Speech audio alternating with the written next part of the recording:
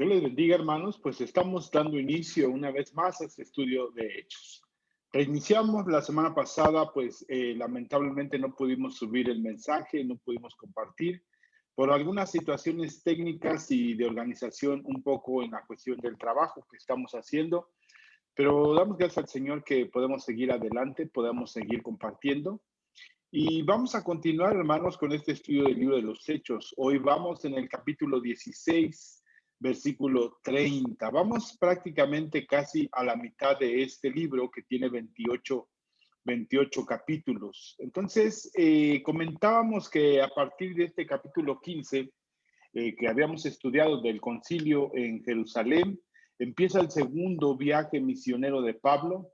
Y vemos una serie de narraciones un poco más en el sistema pues narrativo y encontramos algunas o pocas implicaciones teológicas, como habíamos entendido en los primeros 15 capítulos, donde se está empezando a hablar acerca de cómo es que es el fundamento del evangelio, cómo se está desarrollando tanto en Pedro como en Pablo. Pues vemos que Pedro y Juan empezaron a compartir el evangelio y posteriormente Pablo, primeramente con Bernabé y ahora con Silas, empiezan a plantar iglesias en el área de Europa. Y es ahí donde nos quedamos la semana pasada y quisiera hacer una oración para pedirle al Señor que podamos seguir adelante en este estudio del libro de los Hechos. Señor Jesús, te damos gracias, Padre. Esperamos, confiamos en ti, Señor, y nuestro deseo es seguir compartiendo, Padre, tu palabra, Señor, y que cada uno de mis hermanos pueda ser bendecido y pueda ser fortalecido en tu gracia. Señor, bendigo tu nombre y te pido, Padre, en esta tarde, Señor, que tú bendigas a cada uno de mis hermanos y seas tú, Señor, con cada uno de nosotros en el nombre de Cristo Jesús. Amén, Dios. Amén. Bien, hermanos, pues vamos a compartir nuevamente nuestra pantalla y vamos a estudiar el libro de los Hechos. Capítulo 16, ahí nos quedamos, que estábamos narrando acerca de un evento que pudiera parecer imposible ante el pensamiento humano, imposible ante el pensamiento de los hombres. Pablo había sido llevado preso, había sido detenido a causa de que había compartido a una joven, bueno, le había expulsado unos demonios y los dueños de esta joven o aquellos que estaban explotándola vieron en riesgo su economía porque era una práctica en la adivinación que ellos tenían el adquirir recursos. Esto implica, dice el versículo 19, pero cuando sus amos vieron que se les había ido la esperanza de su ganancia, prendieron a Pablo y a Silas y los arrastraron hasta la plaza ante las autoridades. Y después de haberlos presentado a los magistrados superiores, dijeron: estos hombres, siendo judíos, alborotan nuestra ciudad. Debemos de recordar que era una colonia romana.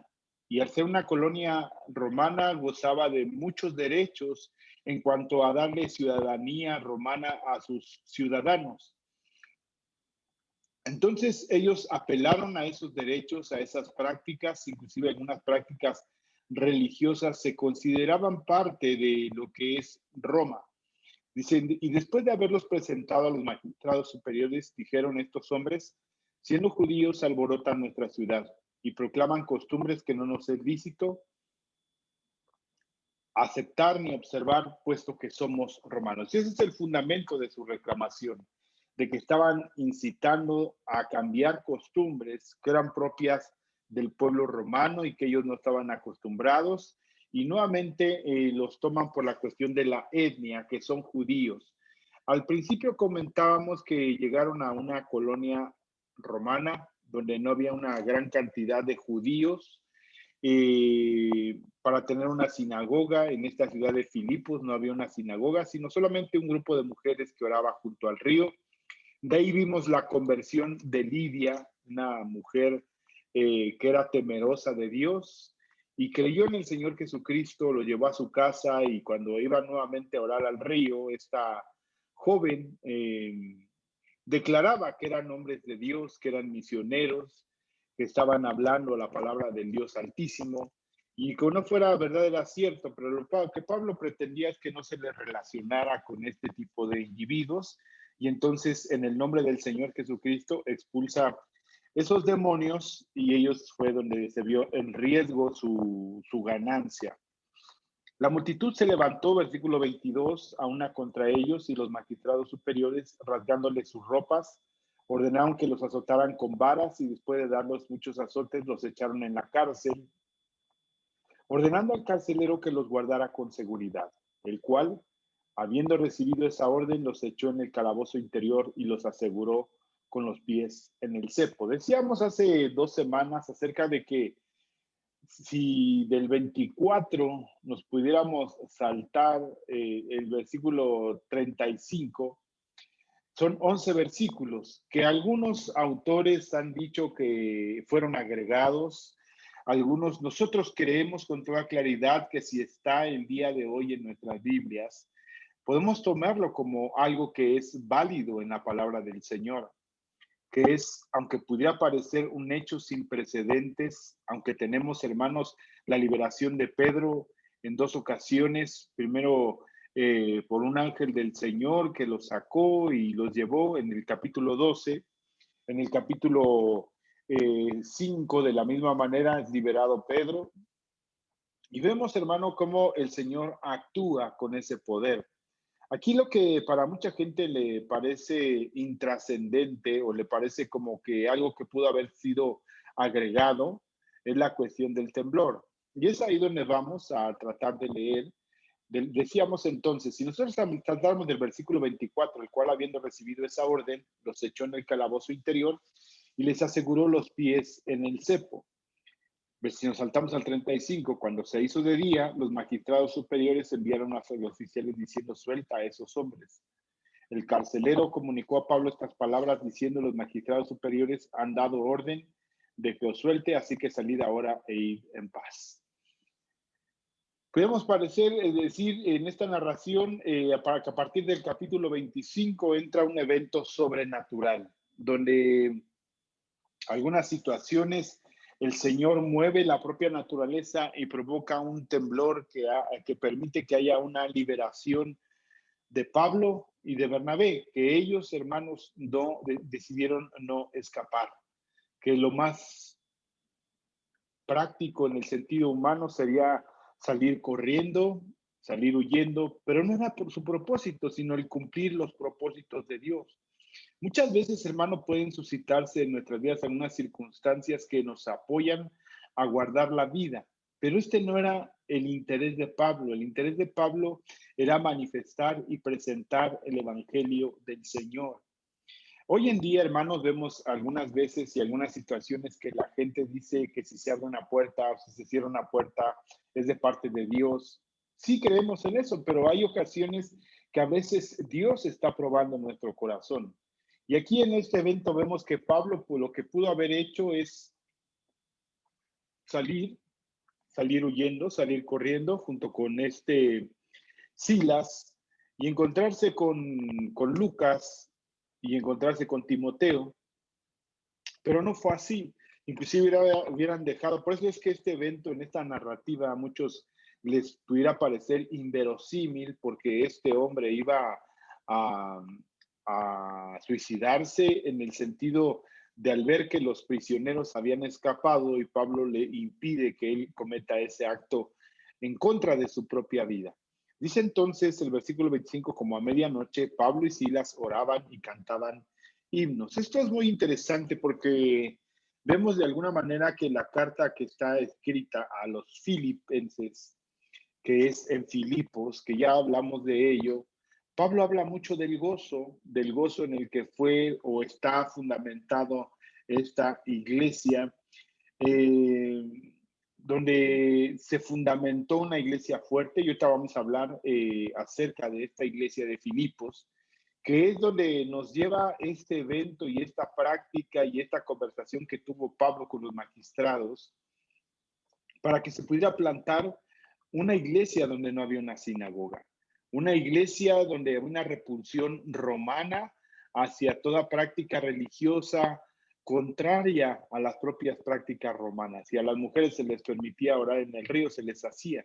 Pero vamos a ver este texto y a revisarlo. Dice, como a medianoche, Pablo y Silas oraban y cantaban himnos a Dios y los presos los escuchaban. De repente se produjo un gran terremoto, de tal manera que los cimientos de la cárcel fueron sacudidos y al instante se abrieron las puertas. Ahí viene la referencia, como decíamos, Hechos capítulo 12, versículo 10, cuando el ángel sacó a Pedro de la cárcel. También es un hecho sobrenatural. Por ejemplo, dice, cuando habían pasado la primera y la segunda guardia, llegaron a la puerta de hierro que conduce a la ciudad, la cual se les abrió por sí mismas, salieron y siguieron por una calle y enseguida el ángel se apartó de él. Pero aquí lo sorprendente y lo sobrenatural es que hubo un temblor, que se abrieron las puertas. Cuando a veces nos hablan de estos términos, de puertas, de cárceles, nos imaginamos en este tiempo cómo es una cárcel de hierro que tiene cadenas, que tiene candados, pero en ese tiempo lo único que se usaban era traves o de madera, las cuales se ponían y las puertas no se podían abrir. Vemos que en un temblor se pudieron haber desprendido, caído, las cadenas que estaban en los muros pudieron haberse desprendido a causa del temblor. Sabemos que es un impacto en muros, pisos, techos. ¿De qué magnitud fue este temblor? Pues no lo asevera la palabra, pero tampoco podemos negar este hecho que está descrito en la palabra del Señor. Y no podemos abundar ni especular mucho ni ser subjetivos en cuanto a las palabras que menciona este texto, pero sí rescatar algunas cuestiones y algunas situaciones que están en la propia palabra del Señor. Entonces, en la medida, hermanos, que cada uno de nosotros podamos entender y comprender la palabra del Señor, vamos a ver claramente que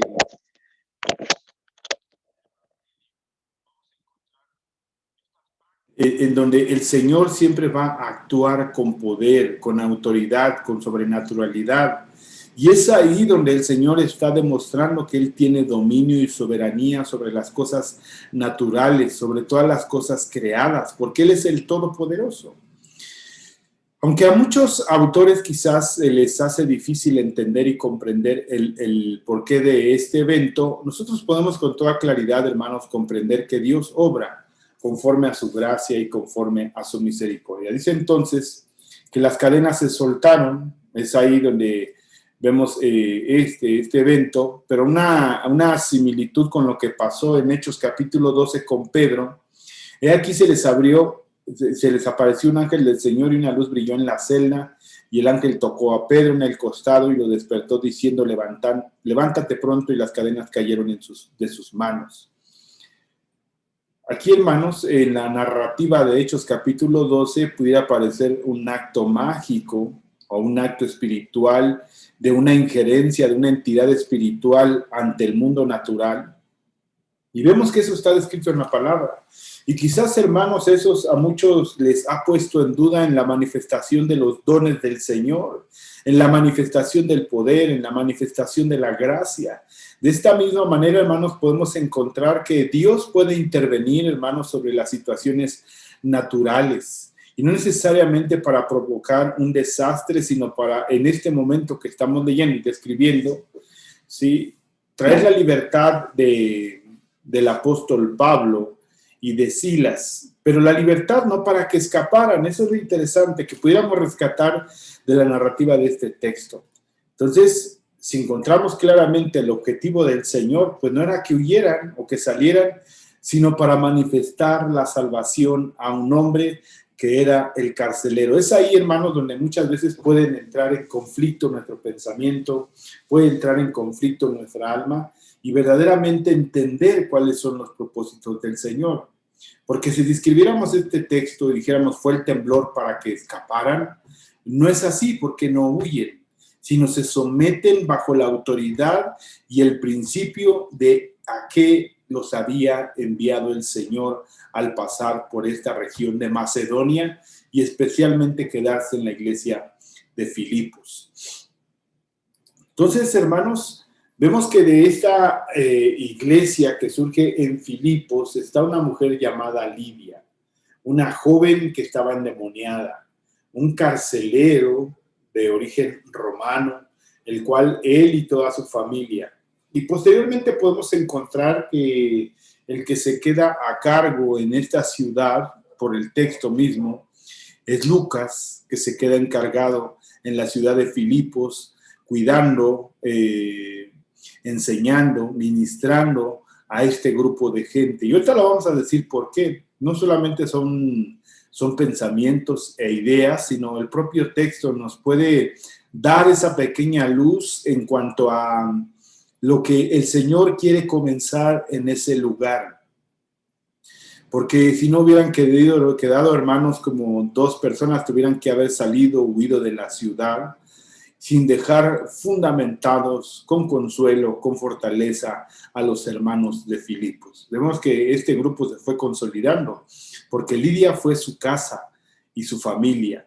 De aquí del carcelero es su casa, su familia. De esta joven no dice más, pero era un grupo que se estaba nutriendo. Y quizás a este carcelero lo hubieran matado junto a él, junto con su familia, si es que Pablo y Silas hubieran escapado. Entonces, hermano, veamos si el texto que nos dice y nos habla con respecto al por qué Pablo toma esa determinación en cuanto a mejor quedarse y compartirle. Eso es algo, hermanos, un evento difícil de describir en el sentido de nuestro pensamiento humano, pero conforme al pensamiento que estamos desarrollando a través de la palabra del Señor, pudiéramos entender que primariamente son los propósitos de Dios. Entonces, el versículo 27, al despertar el carcelero y a ver abiertas todas las puertas de la cárcel, sacó su espada y se iba a matar. Entonces, hermanos, vemos aquí que este carcelero, el mismo que les había puesto el cepo, los había puesto en la prisión más al fondo para que no escaparan, habían sido azotados, maltratados, quizá él mismo los había ofendido, los había agredido. No había una buena relación entre los prisioneros y el carcelero. Entonces, dice aquí que él se iba a matar. Dice, sacó su espada y se iba a matar creyendo que los prisioneros se habían escapado. Y vemos que de alguna manera hay alguna similitud con este evento de Hechos capítulo 12, donde también Pedro sí salió, pero fue llevado por el propio ángel. Aquí no hay una entidad espiritual que pudiera parecer que les dirigiera el camino tanto a Pablo como a Silas. Ellos tuvieron que tomar una determinación y una decisión. Lo primero que vieron fue ver a este carcelero que había sacado su espada y estaba con toda disposición a matarse, creyendo que los prisioneros se habían escapado. Mas Pablo clamó a gran voz diciendo, o gritándole fuertemente, no te hagas ningún mal, pues todos estamos aquí, todos los prisioneros, ninguno ha escapado. Y aquí es muy interesante, hermanos, porque quizás los otros presos también estaban perplejos ante el evento de haber sido liberados de sus cadenas, de que se hayan derribado las puertas. Todos en el momento hubieran podido escapar. Pero ¿cómo el Señor pudo detener hasta aún a ellos para tomar control de la propia situación? Esto pudiera parecer aún más inverosímil todavía por los propios temores del hombre. Si para algunos autores les parece inverosímil el terremoto, la plática que se desarrolla entre el carcelero Pablo y Silas, el tener contenidos a los demás presos, el que el carcelero llevara a Pablo y a Silas con su familia a su casa, les lavara las heridas, una serie de circunstancias que pudieran parecer increíbles, una descripción, hermanos, en el Evangelio de algo que para muchos puede parecer mágico, pero nosotros al entender y creer que en Dios, hermanos, todo obra conforme a su voluntad. Dice en Romanos capítulo 8, versículo 28, que para los que aman al Señor todas las cosas cooperan para bien, es decir, aquellos que son llamados conforme a su propósito. Entonces vemos que ese propósito está cumpliéndose en Pablo, en Silas, en aquellos demás presos. Entonces El propio texto nos responde que no solamente estaba Pablo y Silas, sino había otros, y estaba el carcelero. Por lo regular en las cárceles cerca estaba la casa o el lugar en el mismo predio donde vivía el carcelero, ¿sí? Y es lo que se entiende en ese sentido, porque dice el 28, más Pablo clamó a gran voz diciendo, no te hagas ningún mal, pues todos estamos aquí. Entonces él pidió luz y se precipitó adentro y temblando se postró ante Pablo y Silas. Aquí, hermanos, vemos que se postra ante ellos, no que los adora, que ese es otro asunto, sino que estaba dándoles quizás en un agradecimiento que estaba siendo testigo de un evento sobrenatural, de que no habían escapado los presos, de que había habido un terremoto, de que se abrieron las puertas, de que se liberaron las cadenas y que de alguna manera no había hecho nada ellos, sino simplemente impidieron que él se matara o se suicidara. Y después de sacarlos, dijo, señores, ¿qué debo hacer para ser salvo?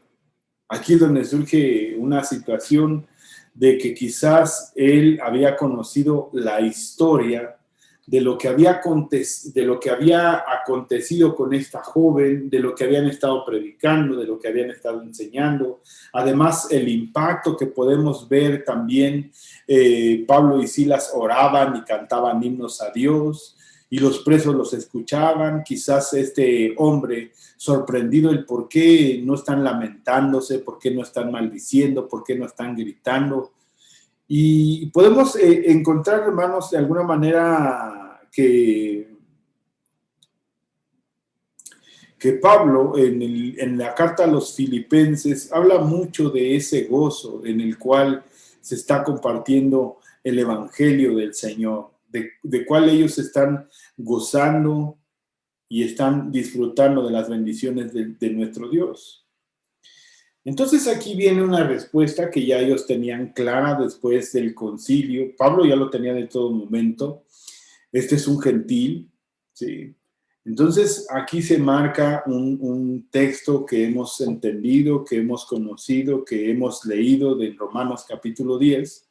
Si ponemos aquí, Romanos capítulo 10, versículo 9, dice la palabra del Señor. ¿Cómo ser salvos? Dice en la Biblia de las Américas. Porque Moisés escribe que el hombre que practica la justicia, que es de la ley, vivirá por ella, pero la justicia que es de la fe dice así, no digas en tu corazón, ¿quién subirá al cielo? Esto es para hacer bajar a Cristo. Debemos de recordar, hermanos, que en el libro de los Hechos es una descripción de los eventos que está haciendo Lucas. Pero podemos encontrar un detalle teológico en las cartas de Pablo y una descripción en cuanto a la salvación, en cuanto a la soberanía, en cuanto a la autoridad del Señor, en cuanto al poder que manifiesta. Una descripción con toda claridad, lo que es el bautismo, lo que es el morir en la carne, lo que es el vivir en el Espíritu. Hay una descripción de la que es la novedad de vida. Y aquí vemos una descripción, no narra si de alguna manera el apóstol Pablo y Silas estuvieron hablando con este hombre acerca de estas cuestiones de la salvación. Y solamente narra el texto que preguntó, ¿cómo puedo ser salvo? Y entonces Pablo y Silas contestaron, cree en el Señor Jesús y tú y los miembros de tu familia serán salvos. Y es ahí donde muchas veces se ha usado ese texto, aunado con este capítulo 10, versículo 9, que si confiesas con tu boca que a Jesús por Señor y crees en tu corazón que Dios le resucitó de entre los muertos, serás salvo. Aquí vemos un texto ya más completo, más amplio, pero en el contexto de este versículo de Romanos capítulo 10, versículo 9, encontramos ¿quién descenderá al abismo? Esto es para subir a Cristo de entre los muertos. Mas, ¿qué dice acerca de ti la palabra? Cerca de ti está la palabra en tu boca y en tu corazón, es decir, la palabra de fe que predicamos. Que si confiesas con tu boca a Jesús por Señor y crees en tu corazón que Dios le resucitó de entre los muertos, serás salvo. Porque con el corazón se cree para justicia y con la boca se confiesa para salvación. Pues la Escritura dice, todo el que cree en él no será avergonzado. Y aquí, aunque Pablo cita algunos textos del Antiguo Testamento, cuando encontramos en la Biblia de las Américas el texto en letras mayúsculas, está hablando de textos del Antiguo Testamento que Pablo está citando ahora en su mensaje y en su predicación cuando escribe a los romanos. Pero estos conceptos los tenía claros Pablo y se están desarrollando en su pensamiento. No hay una descripción como tal, podemos encontrar, porque Lucas no estaba presente en ese lugar cuando fue el temblor, cuando hubo la conversación con este hombre, cuando le lavó las heridas, cuando estuvo en su casa. No hay una descripción de tal hecho. Entonces, como hemos entendido, Lucas se dedica a investigar. Quizás le preguntó a Pablo, le preguntó a Silas, le preguntó al carcelero, le preguntó quizás a algunos de los presos que estaban ahí. Esa era la labor del que investiga, esa era la labor del que pregunta. Y no hay una descripción detallada como hoy podemos encontrarlo en algunas cartas de Pablo. Y podemos nosotros pensar y decir que fueron eventos de 1 minuto, de 5 minutos, de 10 minutos, pero puede ser media hora, 1 hora, al poder aquí, como vemos en este texto, para nosotros el poder entender lo que ya conocemos, la plenitud de la revelación que es progresiva de la palabra del Señor desde Génesis hasta Apocalipsis, pudiéramos entenderlo más claramente. Y aún así nos cuesta trabajo porque no somos muy doctos en la teología o en el conocimiento pleno a la profundidad de la palabra del Señor, y tenemos que investigar, tenemos que leer, tenemos que releer, tenemos que buscar otros textos que complementen lo que estamos leyendo. Pero esto es no mucho de lo que acontece en la narración del texto. Por eso, hermanos, yo creo que hoy en día, cuando en algunos lugares se hace la confesión de fe a través de un llamado al altar para hacer una oración, y se le invita a aquellos que están escuchando el mensaje, a veces citando este texto, cree en el Señor Jesús y tú y los miembros de tu familia serán salvos, o como manifiesta aquí en el versículo 9, que si confiesas con tu boca a Jesús por Señor y crees en tu corazón que Dios le resucitó de entre los muertos, serás salvo, porque con el corazón se cree para justicia y con la boca se confiesa para salvación. Está ahí el texto y no podemos negarlo. Pero si leemos, hermanos, completamente el contexto de Pablo, del capítulo 1, capítulo 3, capítulo 4, nos habla de que nadie es merecedor de esa gracia, ni judíos ni griegos, que todos están condenados para morir. Capítulo 5 nos habla de lo que el Señor hizo en su sacrificio. Capítulo 4 nos habla de la fe de Abraham. Y así vamos a encontrar una descripción, una narrativa hasta llegar a este capítulo 9 y 10, donde habla de la predestinación. Por eso digo, hoy nosotros podemos entender todo el tratado, pero a veces para entender, hermanos, solo un texto es complicado, y no es que necesariamente el Evangelio tenga que llegar a nuestras mentes, en nuestro pensamiento, de una manera concienzuda, sino tiene que llegar a través de la fe en Cristo Jesús. Y es ahí lo delicado del asunto, porque nosotros podemos hablarle a la gente en la calle, hablarlo del Evangelio, regalarle un tratado, llevarlos a que hagan la confesión de fe, pero tiene que entender de qué lo rescató el Señor. Precisamente eso es de lo que hablábamos hoy en la mañana, acerca de lo que el Señor hizo por nosotros a través de su muerte, cómo nos reconcilió con Dios, cómo siendo pecadores nos amó, cómo nos justificó, cómo nos salvó de la ira, cómo entregó a su Hijo. Por eso es que a veces, hermanos, el Evangelio en algunos se vuelve una situación endeble porque se fundamenta más en una experiencia subjetiva. Y es bueno, porque así fue quizás la conversión de muchos de nosotros en una experiencia como esta, de hacer una confesión de fe a través de una oración, pedirle al Señor que entre en nuestro corazón, que llene el vacío de nuestra alma, que perdone nuestros pecados. Es una confesión. Y creo, hermanos, que por la misericordia del Señor, a muchos nos lo ha tomado en cuenta.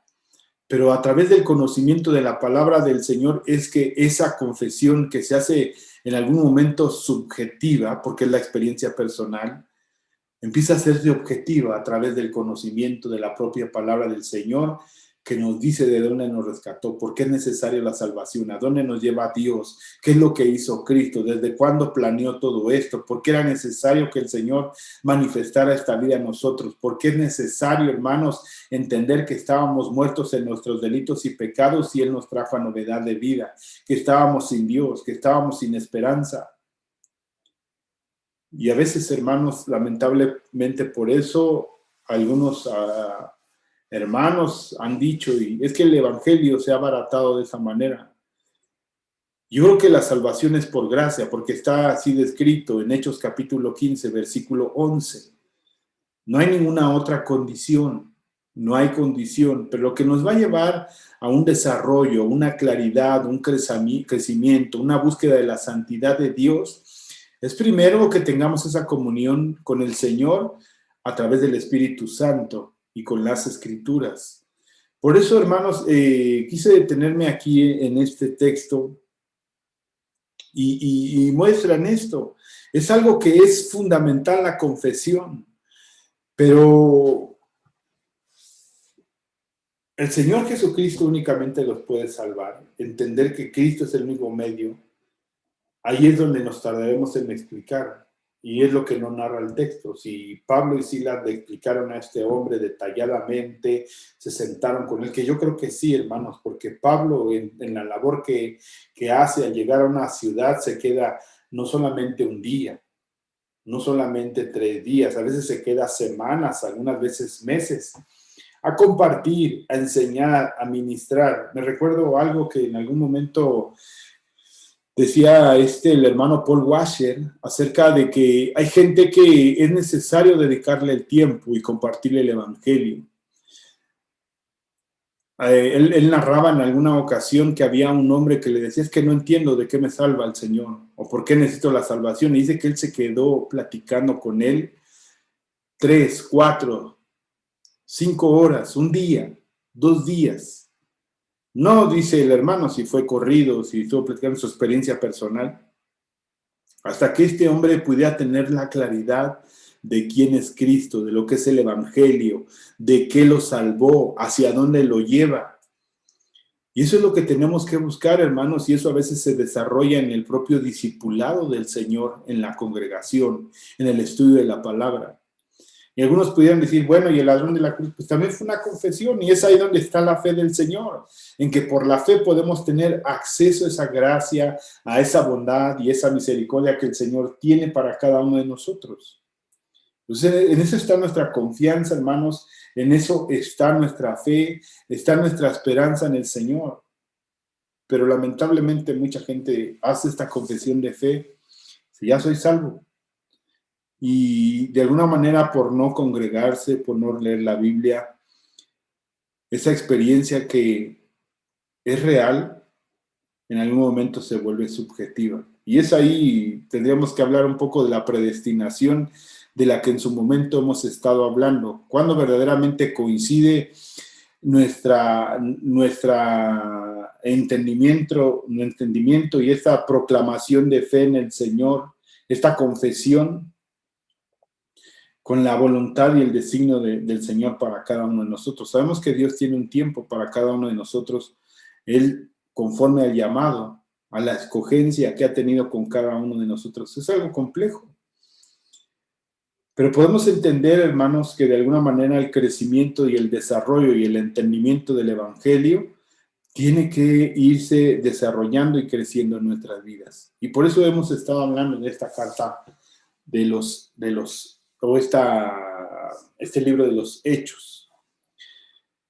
Sigo leyendo en Romanos, porque si confiesas con tu boca a Jesús por Señor y crees en tu corazón que Dios le resucitó de entre los muertos, serás salvo. Porque con el corazón se cree para justicia y con la boca se confiesa para salvación, pues la Escritura dice: todo el que cree en él no será avergonzado, porque no hay distinción entre judío y griego, pues el mismo Señor es Señor de todos, abundando en riquezas para todos los que le invocan, porque todo aquel que invoque el nombre del Señor será salvo. ¿Cómo pues invocarán en quien no han creído? ¿Y cómo creerán en aquel de quien no han oído? ¿Y cómo irán sin haber quien les predique? ¿Y cómo predicarán si no son enviados, tal como está escrito? Cuán hermosos son los pies de los que anuncian el Evangelio. Y aunque en este capítulo 9 está hablando en Romanos acerca de la predestinación, también habla de la oportunidad de predicar el Evangelio de Cristo Jesús. Y las dos cosas se complementan, las dos cosas se juntan. Nosotros, como no sabemos quiénes son los predestinados, tenemos que ir a predicar el Evangelio y llevarles el Evangelio y hablarles del Señor y mostrarles la gracia y mostrarles la salvación que viene de Cristo Jesús. Y Dios, en ese acto, con la ayuda del Espíritu Santo que convence de pecado, de juicio y de justicia, como lo dice en el Evangelio según San Juan en capítulo 14, tienen que coincidir. Pero ¿cómo van a invocar si no hay quienes enseñen? Entonces, esto es algo muy interesante y por eso vemos que quizás Pablo se detuvo y no salió huyendo. ¿Sí? Ellos respondieron: cree en el Señor Jesús y serás salvo tú y toda tu casa. Y les hablaron la palabra del Señor. Es aquí donde decimos. Les hablaron de Dios, versículo 32. Y les hablaron la palabra del Señor a él y a todos los que estaban en su casa. Es aquí donde hubo una explicación, no solamente una confesión. Es lo que comentábamos hace un momento. Entonces, al hablarles esta palabra, vemos que de alguna manera ellos fueron convencidos por la propia palabra del Señor. Y hubo fiesta en los cielos, como dice en Lucas capítulo 15, ¿no? Hay fiesta en los cielos por un pecador que se arrepiente. Y eso no lo vemos cuando hay una conversión, pero hay gozo, hay alegría, hay fiesta. Y este es precisamente el propósito con el cual Pablo decide quedarse junto con Silas, no salir huyendo. Sí. Entonces les hablaron la palabra del Señor. Entonces la palabra cumple su propósito, cumple su objetivo. Pero a veces, hermanos, nos quedamos únicamente en la situación del texto de cree en el Señor Jesús y serás salvo tú y toda tu casa. Ahí yo hubiera preguntado: ¿cómo lo tengo que hacer? A ver, explícame, ¿cómo tiene que ser? Dime, ¿cómo es que si yo únicamente lo confieso? ¿Cómo hoy nos dice mucha gente cuando tú le das, pues solamente confiésalo? Pero pues es un acto de magia, ¿cómo es? ¿De qué me perdonó? Y a veces, hermano, al nosotros no tener conciencia clara, ni un manejo claro del Evangelio del Señor, nos cuesta trabajo llegar a esta parte. Únicamente nos quedamos con la primera parte en el versículo 31. Cree en el Señor Jesús, serás salvo tú y toda tu casa. Y eso le damos un tratado a la gente, lo recibe, cree, hace su confesión y le dice: bueno, pues voy a llegar ahí a su iglesia, y algunos no llegan, algunos se van. Y no hay una continuidad para ser verdaderamente discípulos en el Señor. Y esto es el trabajo, hablar de la palabra del Señor. Hablar de la palabra de Dios, como dice aquí en la Biblia, versión 60, y hablaron la palabra del Señor a él y a todos los que estaban en casa. No es que él recibió la salvación y ya por automático a toda su familia fue salvo. No, fue un trabajo donde Pablo y Silas le dedicaron, pues cuando menos 2 o 3 horas. ¿Por qué? Porque al amanecer ya tenían que estar listos. ¿Para qué? 6, 7 de la mañana, ya tenían que estar en la cárcel, ¿sí? Ya tenían que, de alguna manera, ser presentados, ¿sí? Esto es algo complejo porque el texto no nos dice ni nos abanda mucho. Dice: y él los tomó en aquella misma hora de la noche y les lavó las heridas, y enseguida fue bautizado él y todos los suyos. Entonces, los llevó a una confesión, les explicó la palabra, los bautizó. Y aquí, hermanos, por el tiempo, en la narrativa del texto, no fue algo que se pudiera hacer en días o en semanas. Nos hace una descripción de unas horas, cuando menos 4 o 5 horas. Entonces, hermanos, de alguna manera debemos de tener ese entendimiento y esa claridad de cómo en el Señor y con la ayuda del Espíritu Santo, y también por eso es que debemos de manejar, hermanos, claramente el texto de la palabra. Verdaderamente yo estaba sorprendido en la mañana cuando estaba estudiando, cuando estaba repasando el texto que íbamos a compartir por la mañana acerca de qué implica la muerte del Señor, qué nos dio, qué alcance tiene, por qué, hermanos, esa trascendencia de la salvación de Cristo Jesús, no solamente para ese momento, sino para la eternidad que Dios nos ha dado, que Dios nos ha regalado y en la que Dios, hermanos, nos lleva a vivir y entender esa plenitud en Cristo Jesús. Y él los tomó en aquella misma hora de la noche y les lavó las heridas. Enseguida fue bautizado él y todos los suyos. Entonces, aquí les habló la palabra a todos. Los bautizó a todos. ¿Pero quiénes todos? Aquellos que confesaran, ¿verdad?, a Cristo Jesús como Salvador. Creer en el Señor Jesús, serás salvo y toda tu casa. Y como leemos en Romanos capítulo 10, versículo 9. Y llevándolos a su hogar les dio de comer y se regocijó grandemente por haber creído en Dios con todos los suyos. Aquí es algo complejo de entender. Su hogar, como decíamos hace un momento, tenía que ser un lugar que estuviera cerca o en el mismo lugar donde estaba la prisión o la celda. Separado a su familia, sí, de los presos, pero en un lugar seguro, habló con ellos y los regresó a la celda. Y aquí es donde, por eso decimos que a muchos les pudiera parecer inverosímil este texto. Llevándolos a su hogar, a su hogar, les dio de comer, ¿sí?, y se regocijó grandemente por haber creído en Dios con todos los suyos. Cuando se hizo de día, al amanecer, 6, 7, por muy tarde, 8 de la mañana, los magistrados superiores enviaron a sus oficiales diciendo: suelta a esos hombres. El carcelero comunicó a Pablo estas palabras diciendo: los magistrados superiores han dado orden de que os suelte, así que salid ahora e id en paz, ¿no? Mas Pablo le dijo: aunque somos ciudadanos romanos, aquí Pablo apeló a la ley romana. Un ciudadano romano no podía ser maltratado, castigado si antes no era enjuiciado. Y esto es precisamente a lo que apela Pablo. Y esto le da una oportunidad a la iglesia naciente en Filipos. Mas Pablo les dijo: aunque somos ciudadanos romanos, no nos han azotado públicamente sin hacernos juicio. Y aquí la palabra clave es: no nos hicieron juicio y nos condenaron por algo que ni siquiera fuimos expuestos ante la propia ley romana, nosotros que somos romanos. Y nos han echado en la cárcel y ahora nos sueltan en secreto. De ninguna manera. Que ellos mismos vengan a sacarnos. Y aquí dice: y los oficiales informaron esto a los magistrados superiores y al saber que eran romanos tuvieron temor. ¿Temor de qué? Ese es el asunto. Primeramente, no de Dios. No se les dijo que eran siervos de Dios, porque eso fue por el motivo de lo que habían llegado. Se dijo que eran ciudadanos romanos. Al ser una colonia romana, y si esta queja llegaba a Roma, pudieran haber perdido muchos de los derechos que tenían como una colonia romana por haber abusado de la autoridad que se les había dado en el nombre de Roma. Por eso Pablo hace uso de esto y encuentra un favor, hermanos. Por ejemplo, dice en Filipenses capítulo 3, versículo 20, hace referencia a esta: porque nuestra ciudadanía está en los cielos, donde también ansiosamente esperamos a un Salvador en el Señor Jesucristo. Aquí no era la ciudadanía de Roma, ni el favor de Roma, ni el poder, ni la autoridad de Roma, sino la ciudadanía que tenían en el cielo.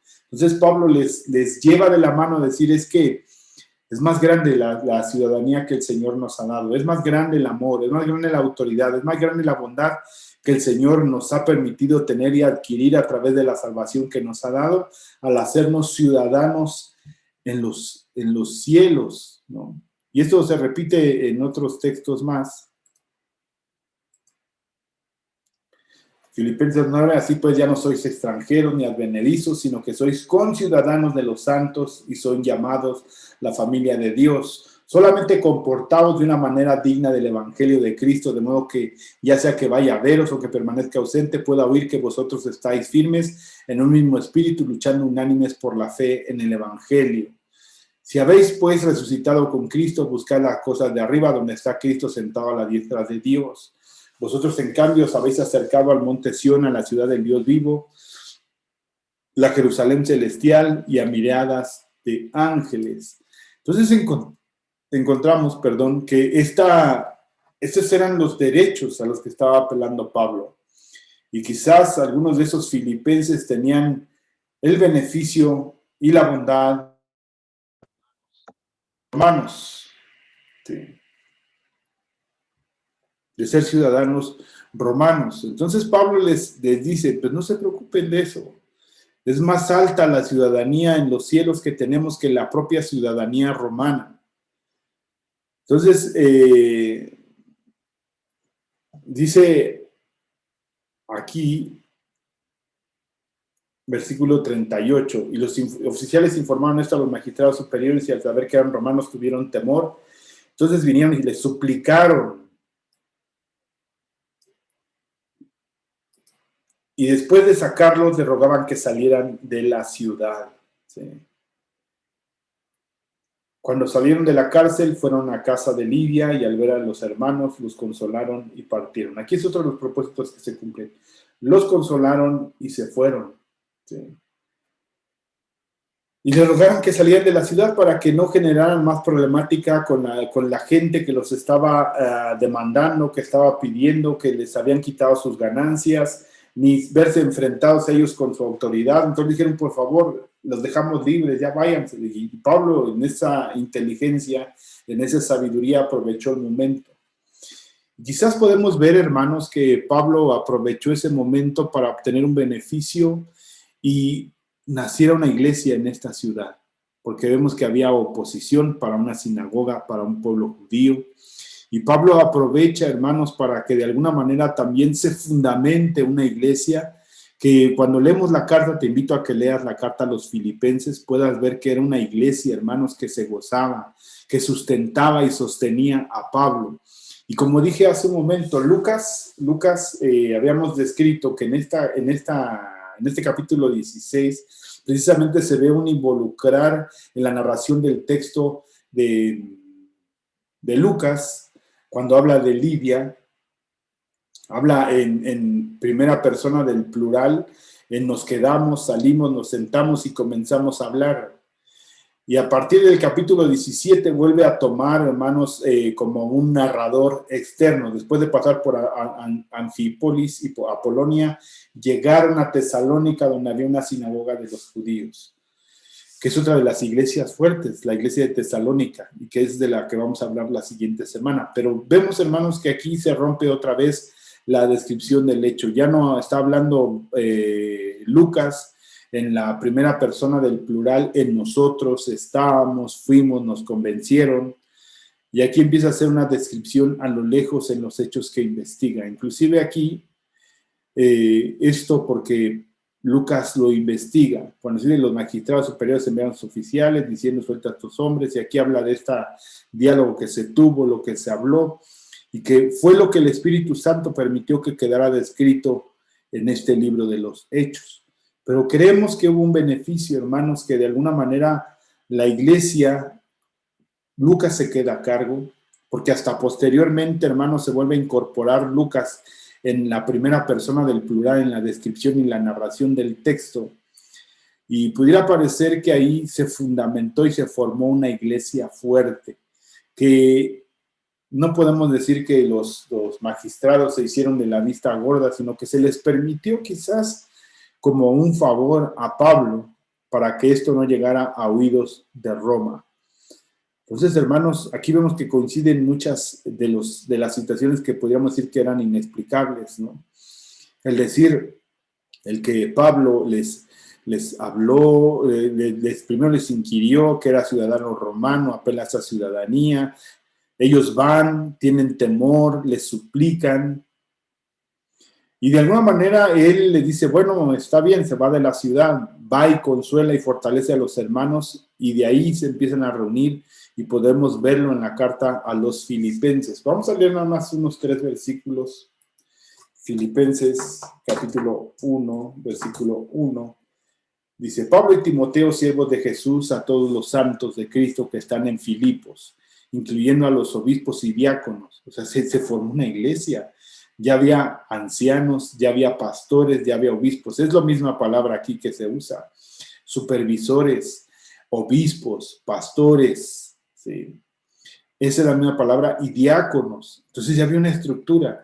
Gracia, paz y a vosotros, Dios nuestro Padre y el Señor Jesucristo. Doy gracias a mi Dios siempre que me acuerdo de vosotros, orando siempre con gozo en cada una de mis oraciones por todos vosotros, por vuestra participación en el Evangelio, desde el primer día hasta ahora, estando convencido precisamente de esto, que el que comenzó en vosotros la buena obra la perfeccionará hasta el día de Cristo Jesús.